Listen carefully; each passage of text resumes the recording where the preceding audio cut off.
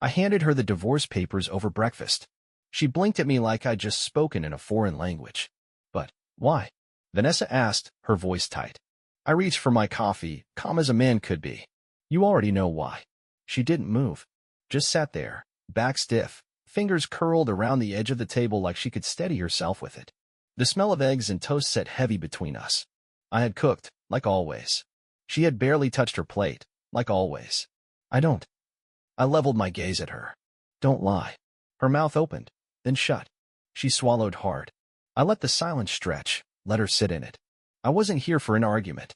Vanessa Moore, corporate strategist, business executive, woman of 1,000 carefully planned moves, had nothing to say.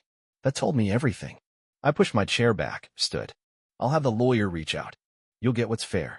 Her eyes flashed. Fair, she repeated. That's right. The word sat heavy in the air, and she knew what I meant. She wasn't taking the house.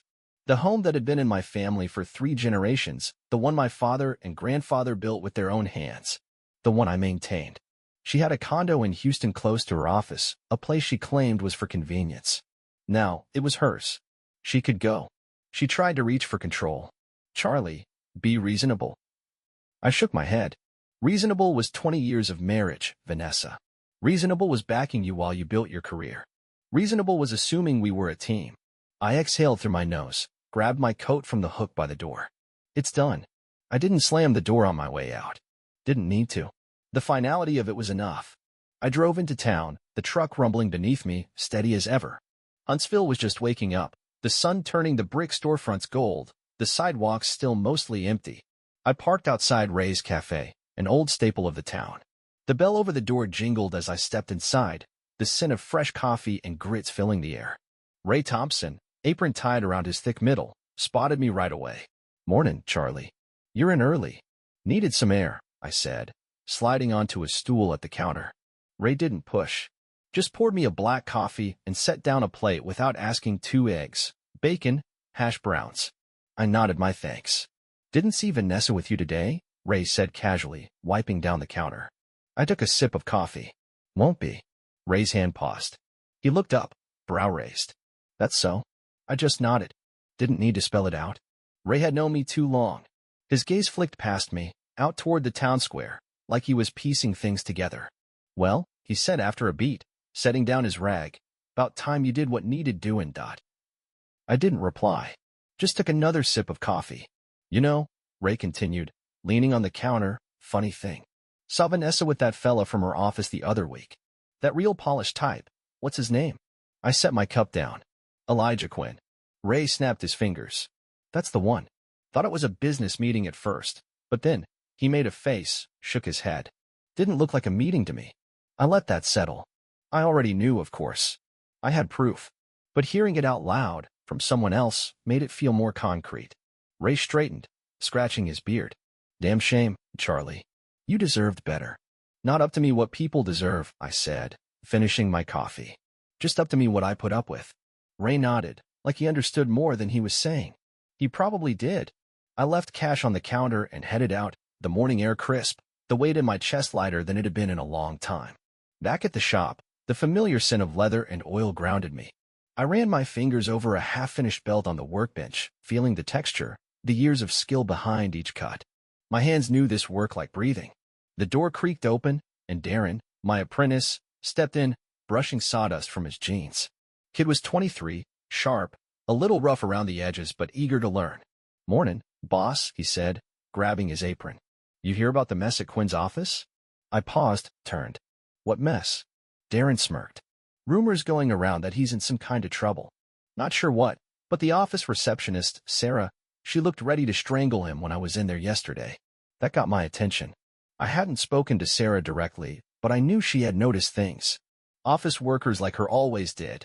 Overlooked, underestimated, but always watching. If Quinn was in hot water, that was worth looking into. I nodded slowly, reaching for my tools. That's so. Darren tilted his head. You okay? I pulled the belt strap taut, ran my blade down the edge with a clean, practiced motion. Yeah, I said. Think I finally am. And for the first time in a long while, I meant it. The leather gave under the sharp edge of my knife, smooth and precise. The kind of cut that came from years of muscle memory, not thought. I set the blade down and ran my fingers over the edge, feeling for imperfections. None. Just like it should be. Darren was still watching me, arms crossed. You sure? You're quiet. I smirked. I'm always quiet. Yeah, but today it's different. Like, calm quiet. Not the usual, I'm gonna kick somebody's as quiet. I grunted, turning my attention back to the belt. No ass kicking today. Just a man getting his house in order. Darren nodded, not pushing for more. He had a decent head on his shoulders. Knew when to talk, when to keep his mouth shut. The door swung open, and a gust of warm air carried in Joe Hart. Stocky, graying, built like an old warhorse. The kind of guy who didn't waste time with pleasantries. He stepped inside, shaking dust off his sleeves. Just got off the phone, Joe said, nodding at me. Your lawyer's got everything in motion. Vanessa's gonna be served at work, and she's not gonna like it. Not my problem. I set the belt down and wiped my hands on my apron. She knew this was coming. Joe huffed, dropping into a chair by the wall. Yeah, well, some people don't like facing consequences. Darren glanced between us, curiosity plain on his face, but he was smart enough to stay out of it. He grabbed a roll of thread and went to the back of the shop, giving us space.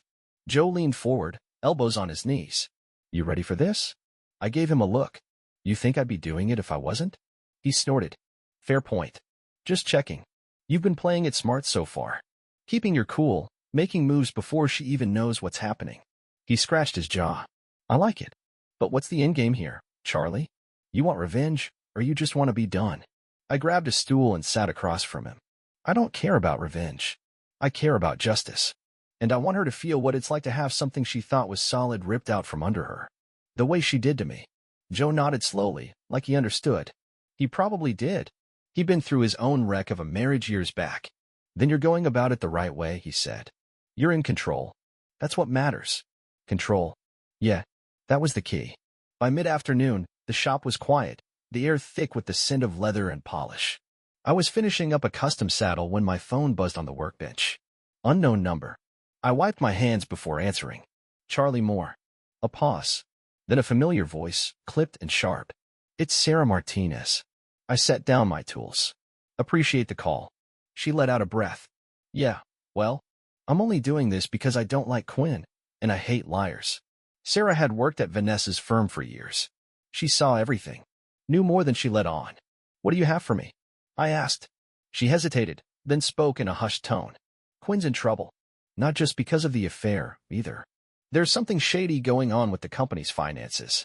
Nothing confirmed yet, but I've been noticing weird things. Meetings that don't make sense. Paperwork that disappears. I tapped my fingers on the workbench, thinking, you have proof. Not yet. But if you want to make his life hell, now's the time to start pushing. I smiled to myself. I don't need to make his life hell, Sarah. I just need to let him do it to himself. She chuckled dryly. Smart man. Keep your hands clean. That's the plan. I met Ray at the cafe before closing. The place was mostly empty, just a few stragglers nursing their last cups of coffee. He wiped down the counter, giving me a knowing look as I slid onto my usual stool. How's the day been? Ray asked. I stirred my coffee. Productive. He leaned on the counter. Heard Vanessa didn't take the divorce papers too well. I smirked. Wouldn't expect her to. Ray shook his head, chuckling. You got people talking, that's for sure. Don't care about the talk. I took a sip. Just care about making sure the right people pay attention. Ray glanced around, then leaned in slightly. I had a guy in here earlier, Tom Grayson. Drives a cab, used to be a reporter. He's got a nose for things, you know? I nodded. I know Tom. Well, he said he drove Quinn a few nights ago. Picked him up from some bar in Houston, middle of the night, and guess what? I raised a brow. Quinn was drunk. Running his mouth. Going on about how he was untouchable and how people like you are too stupid to fight back. That got my attention. I set my cup down, slow and deliberate. That right? Ray nodded. Yeah. And get this, Tom says Quinn kept mentioning some business deal. Something big. Something he's worried about getting exposed. Interesting. Very interesting. I exhaled through my nose, picked up my cup again. Tom still driving? Yeah. He's around. Probably still digging for a story, even though nobody's paying him to anymore. Ray smirked. But for the right price, I bet he'd be willing to tell you everything he knows. I didn't need much convincing. Tom had hers everywhere. He'd be useful. I finished my coffee, left a bill on the counter. Tell Tom I'll be in touch. Ray gave me a slow nod. eyes glinting with amusement. You know, Charlie, I've seen a lot of men get done dirty by their wives. Some of them break. Some of them beg. But you. I met his gaze, steady. What about me? Ray grinned. You're the first one I've seen play it like a chess game. I smirked, pushing back my stool. That's because I don't play to lose. And as I stepped out into the cool evening air, I knew this wasn't over. Not yet. But it would be soon. And when it was, I'd be the one left standing.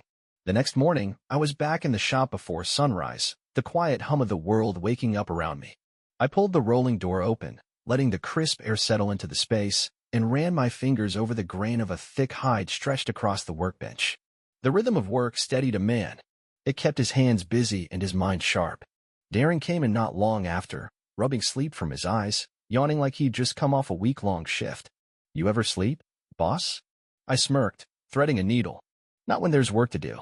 He dropped his bag near the back wall and grabbed an apron. Speaking of work, Joe stopped by earlier.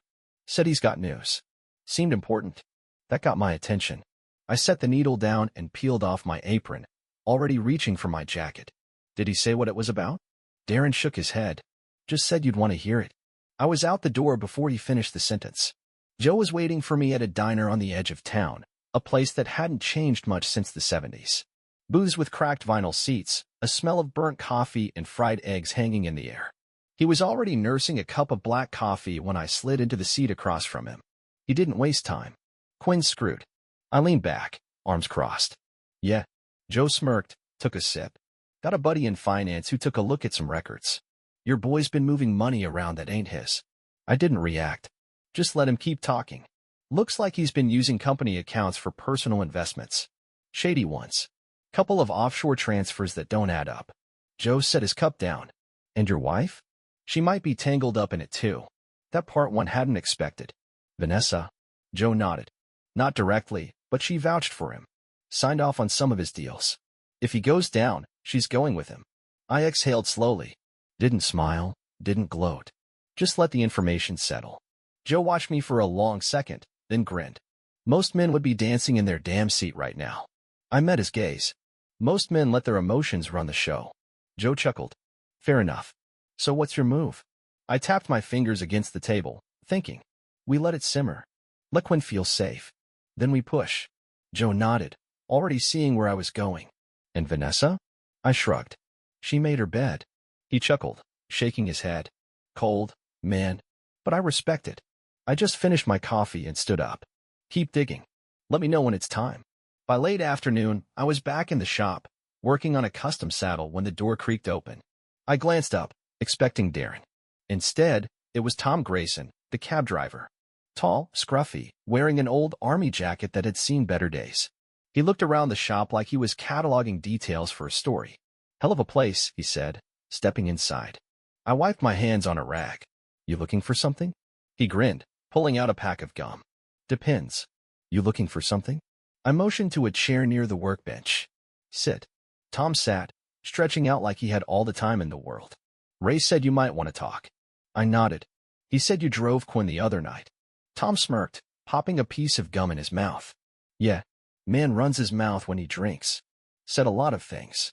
I waited. Tom rocked back in the chair. He's scared. Real scared. Keeps checking his phone, making calls, like he's waiting for something bad to happen. I heard him say something about covering his tracks. That tracked.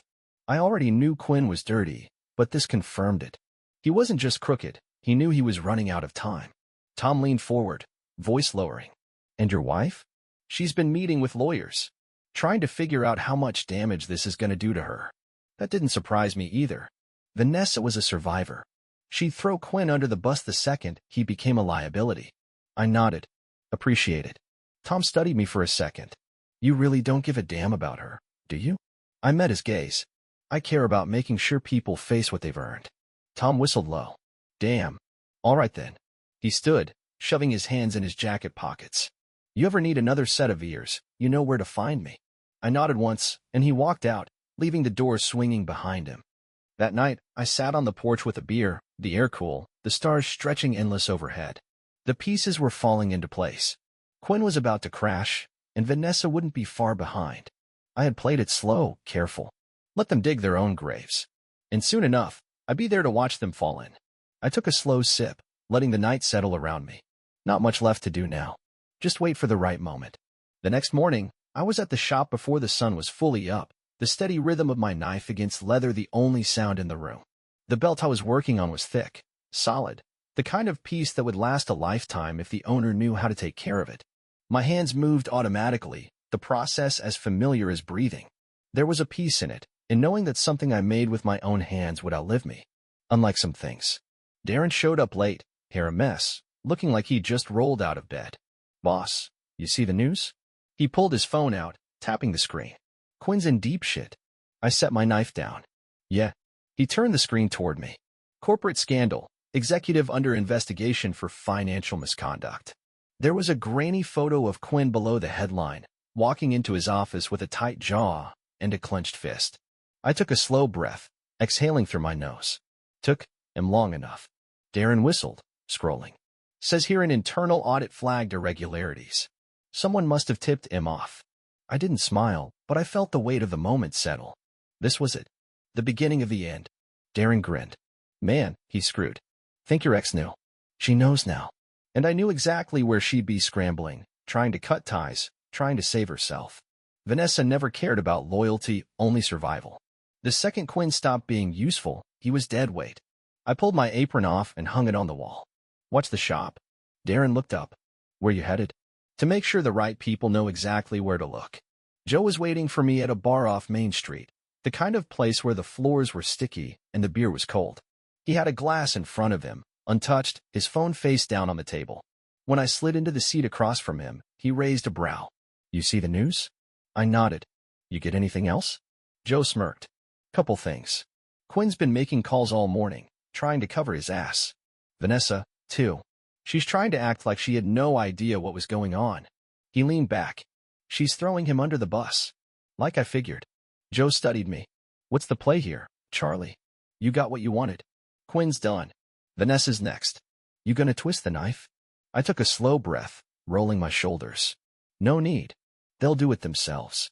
Joe chuckled, shaking his head. "Damn. Cold. Just the truth."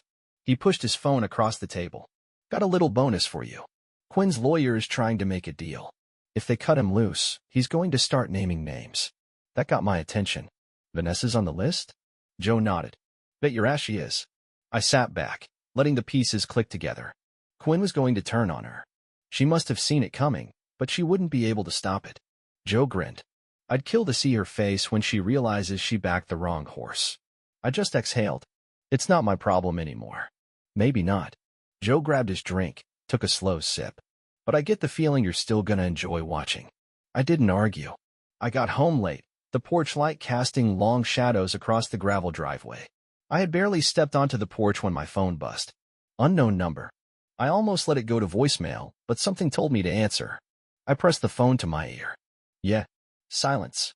A slow, uneven breath. Then a voice I hadn't heard in days. "Charlie." "Vanessa." I didn't say anything. Let her sit in it. She cleared her throat, trying to find her footing. "We need to talk." I exhaled through my nose. "No, we don't." "Charlie, please."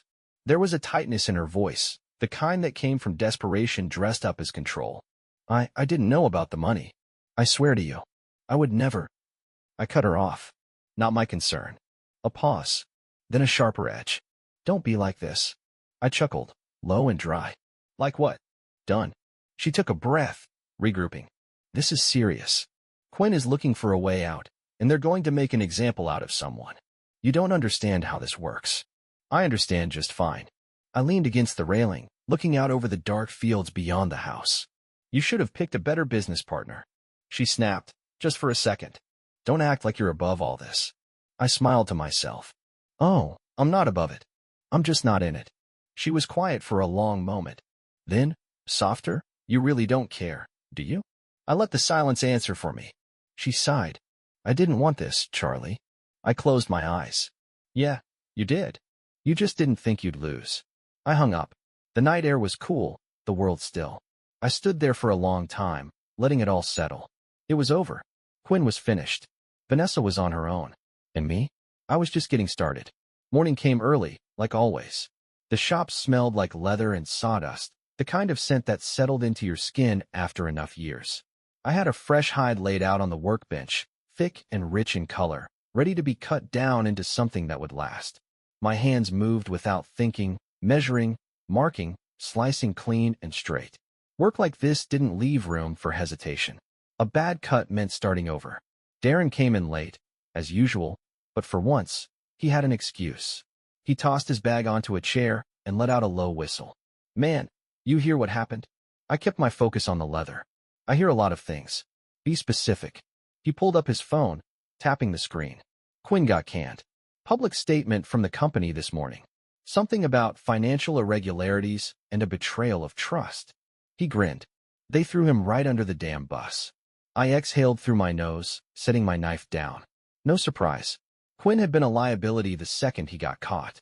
The company did what companies always did, cut off the dead weight, and moved on like it never happened.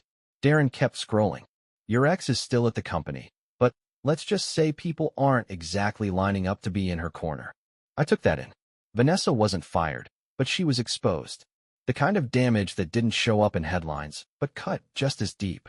She had built her career on control, reputation, and being the smartest one in the room. Now, people would second-guess her. Wonder how much she really knew. Darren smirked. Bet she's regretting a few choices right about now. I grabbed a piece of sandpaper, smoothing the leather edges. Regret doesn't change a damn thing. He let out a low chuckle. Still, gotta feel good, right? Knowing they both got what they deserved. I met his gaze, steady. I didn't do this to feel good. I did it to be done. Darren considered that for a second, then nodded. Fair enough. The door swung open, and Joe walked in, hands in his jacket pockets. He gave Darren a quick nod, then looked at me. Got a minute? I wiped my hands on a rag. What's up? Joe pulled out his phone and tossed it onto the workbench. I glanced at the screen. It was a forwarded email, the subject line reading, Internal Review, Vanessa Moore. I picked up the phone, skimming the message. It was from a higher-up at Vanessa's company, something about an ethics review board looking into any involvement she had with Quinn's deals. I handed the phone back. They trying to push her out? Joe shrugged. Probably. If they can make her disappear without too much noise, they will. Question is, do you care? I picked my knife back up, ran my thumb over the edge. Nope. Joe smirked. Didn't think so. Darren leaned against the workbench, shaking his head. Damn, that's cold. Joe chuckled. Nah, kid. That's just what happens when you let the truth do all the work. I pushed the knife through the leather, the cut clean, final. Exactly. That night, I drove out past the city limits, where the air smelled cleaner and the world stretched wide. The land out here had history. Old fences, long shadows, the kind of place where a man could think.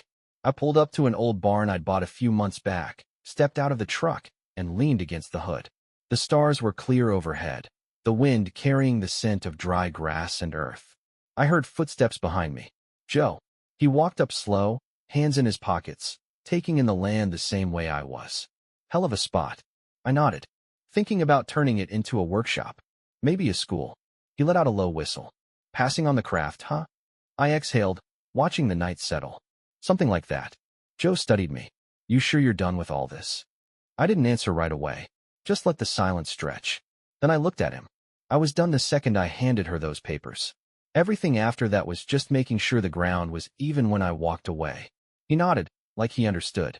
Maybe he did. You ever think about what comes next? I smirked. Already working on it. Joe chuckled. Yeah, I figured. You don't strike me as the sit around and mope type. I pushed off the truck, stretching my shoulders. Never saw the point. We stood there a while longer, just two men looking out over a stretch of land. The world still turning, the past exactly where it needed to be, behind us. The next few weeks settled into a rhythm. Mornings in the shop, evenings working on the barn, hands busy, mind clear. The land was good, solid. The kind of place that had been waiting for someone to do something with it. I spent my time rebuilding, one board, one beam, one step at a time. Work like that reminded a man what he was made of. Darren showed up one Saturday, tossing a six-pack onto the truck bed like it belonged there. Figured you could use a hand. I glanced at him. You any good with a hammer? He smirked. I can learn. That was enough. We got to work, hauling lumber, fixing up what needed fixing. The sun burned high, the scent of sawdust and sweat settling into the air. The barn wasn't much yet, but it was taking shape. Felt like something real. Midway through, Joe rolled up in his truck, leaning against the door with his arms crossed. Well, damn, you're actually doing it. Always said I would. He chuckled, pushing off the truck. Got something for you. He tossed me a manila folder. I wiped my hands on my jeans before flipping it open. Inside were a few printed pages, a couple of screenshots. One caught my eye, Vanessa. Not at work. Not in some polished corporate setting. She was walking out of a downtown office, face tight, phone pressed to her ear. The kind of look people had when the world was closing in. I skimmed the rest. The company hadn't fired her, but they had restructured her role, stripped her influence, boxed her in. She wasn't making decisions anymore. She was just another name on an email chain, waiting for approval like everyone else. I knew that had to be killing her. Joe watched me, waiting. Figured you'd want to know. I folded the papers and handed them back. Not my concern. He grinned. Right, not your concern.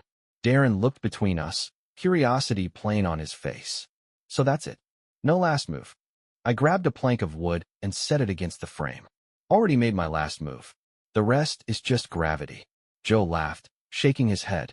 Hell, Charlie, you're the coldest bastard I know. I hammered the plank into place.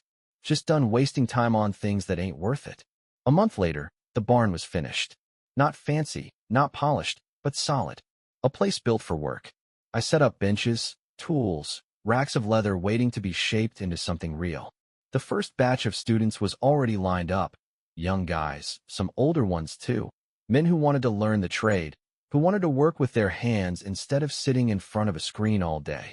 The night before the grand opening, I sat on the porch, beer in hand, boots resting on the railing.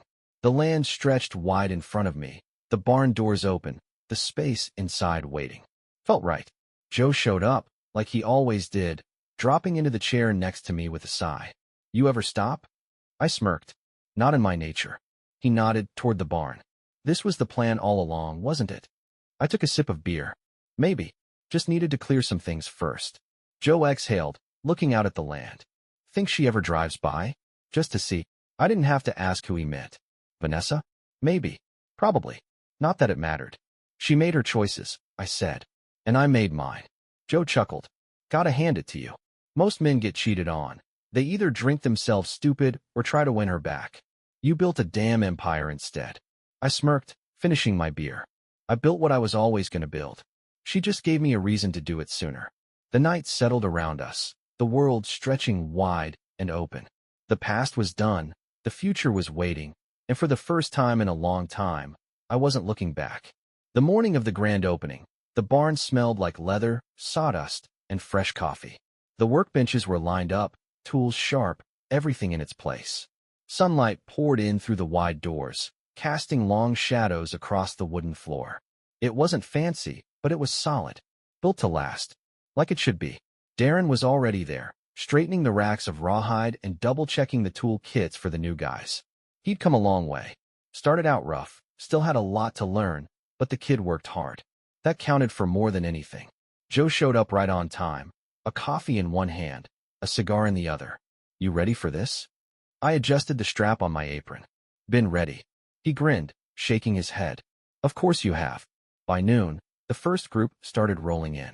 A mix of men, some young, looking for direction, some older, tired of desk jobs, and wanting to work with their hands again. They walked in with that cautious curiosity, the way men do when they're stepping into something unfamiliar but worth learning. I gave them the tour, showed them the workstations, the tools, talked about the craft, the process, told them what my father told me. You don't rush good work. You measure twice, cut once, and make something worth keeping. The first lesson started slow, hands on leather, getting a feel for it.